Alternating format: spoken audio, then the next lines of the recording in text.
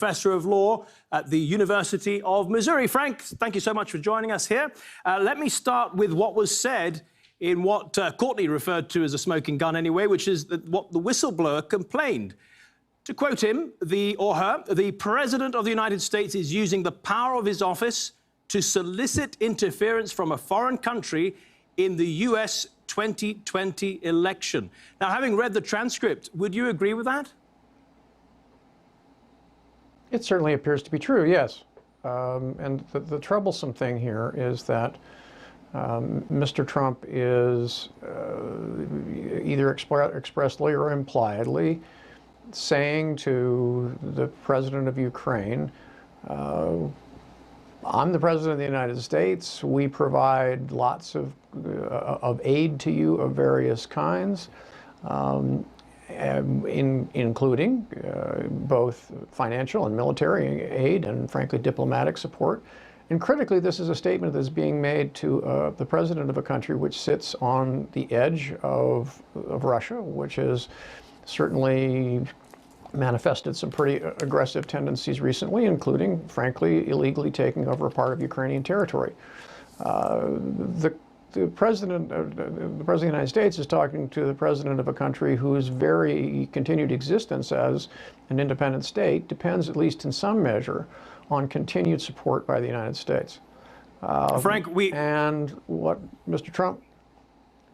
Yes? If I may just quickly ask you about another issue. The National Director of Intelligence was testifying before lawmakers today, and it was said that the whistleblowing mechanism for civil servants to complain about things going wrong in the intel community, rather than blowing the whistle on suspected political wrongdoing. Do you think that is an appropriate legal distinction to make, or do you believe it was still correct for the whistleblower to come forward in this way? I'm not an expert on whistleblower laws, but to some extent I think that that largely misses the point.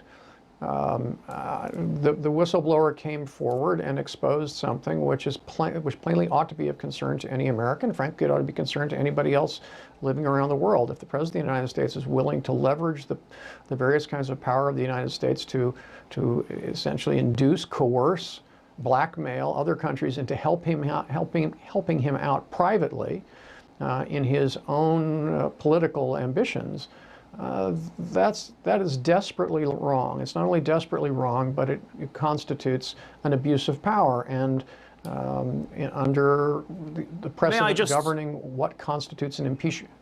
Go ahead. Frank, may I just put to you what the President has been saying, which is that if you examine the transcript, there is no quid pro quo, no direct offer of money and aid in response to help with investigating Joe Biden or Joe Biden's son. So there's no quid pro quo, therefore it can't go any further. Of course, you wouldn't agree with that.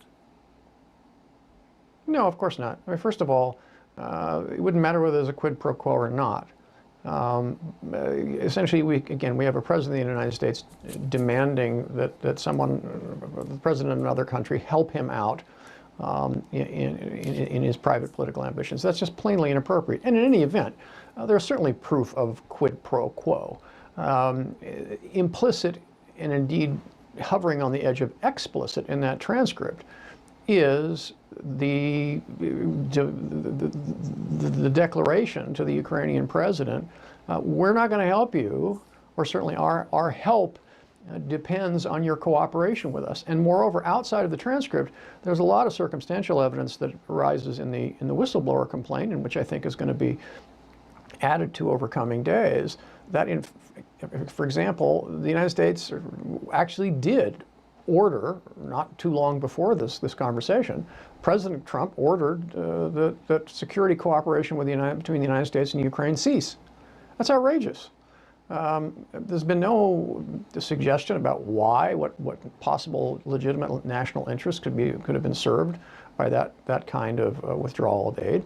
And when that withdrawal, there was one suggestion, Frank, which is that in the transcript of the conversation, it's clear that Trump has said that Europe isn't pulling its weight in supporting Ukraine, and he has said in the past that everybody should pay their way, and it is suggested by some on the more conservative side that perhaps that's actually the reason why he held it up?